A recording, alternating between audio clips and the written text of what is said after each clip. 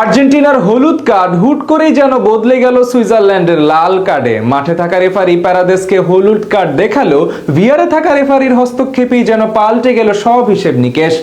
লাল card দেখে মাঠ ছাড়তে হলো এমবোলাকে। আর্জেন্টিনাকে সুবিধা দিতে কি তবে এমন সিদ্ধান্ত নিল রেফারি, নাকি এর পেছনে রয়েছে নতুন কোনো নিয়ম? সেটাই বিস্তারিত জানবো এই প্রতিবেদনে। আর্জেন্টিনাকে সেমিফাইনালে ওঠাতেই যেন বন্দোবস্ত করে রেখেছিল ফিফা, তাই তো গোল খাবার পরই ইচ্ছা করেই লাল কার্ড দেখানো হলো সুইজারল্যান্ডের খেলোয়াড়কে। সোশ্যাল মিডিয়া জুড়ে এখন শুধু এই একটাই আলাপ ব্রাজিলিয়ান সমর্থকদের। ভিএআর এর সাহায্য নিয়ে এমবোলাকে লাল কার্ড দেবার পর থেকেই শুরু হয়েছে ব্রাজিলিয়ান সমর্থকদের আহাজারি। অথচ নিয়ম না জেনেই অহেতুক তর্কে জড়ানোর দিকেই যেন তাদের বেশি মনোযোগ। পারাদেসকে দেওয়া হলুদ কার্ডের সিদ্ধান্তে কেন ভিএআর নেওয়া হলো সেটাই এখন বড় প্রশ্ন ব্রাজিলিয়ান সমর্থকদের। মূলত চলতি বিশ্বকাপকে সামনে রেখে নতুন এক আইন প্রণয়ন করে ফিফা। মিস্টেকেন আইডেন্টিটি বা ভুল খেলোয়াড়কে সাজা দেওয়ার ঘটনা সংশোধনের সুযোগ এবার আরো বাড়িয়ে দেওয়া হয়।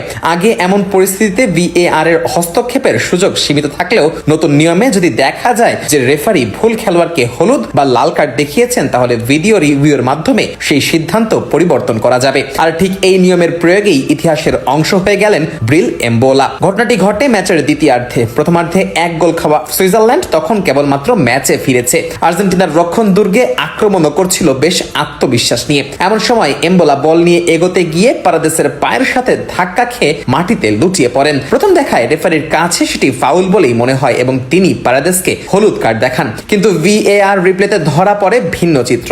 দেখা যায় পারাদেসের ট্যাকেলের আগেই এমবোলা ডাইভ দেওয়ার চেষ্টা করেছিলেন এবং পরে নিজেই পা বাড়িয়ে দিয়ে পারাদেসের পায়ের সাথে স্পর্শ করেন।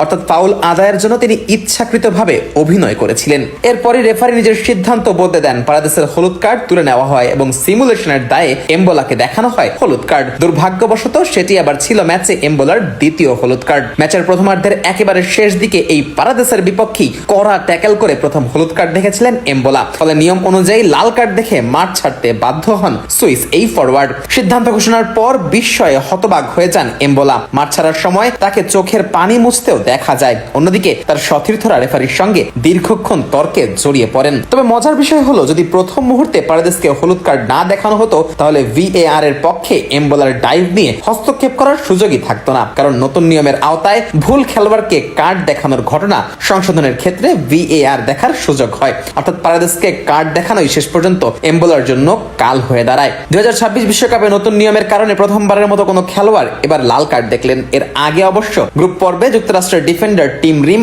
একই নিয়মের সুবিধা পেয়েছিলেন। ভুলবশত তাকে দেখানো হলুদ কার্ড ভিএআর পর্যালোচনার পর বাতিল করা হয়েছিল। এদিকে 10 জনের দল নিয়েও আর্জেন্টিনার বিপক্ষে বেশ লড়াই করে সুইসরা। তবে স্কালোনির দলের ট্যাকটিক্সের সামনে শেষ পর্যন্ত আর টিকতে পারেনি। 112 মিনিটে আলভারেজ ও 121 মিনিটে লাউতারো মার্টিনেজের গোলে 3-1 গোলে জয় পায় আকাশী নীলরা।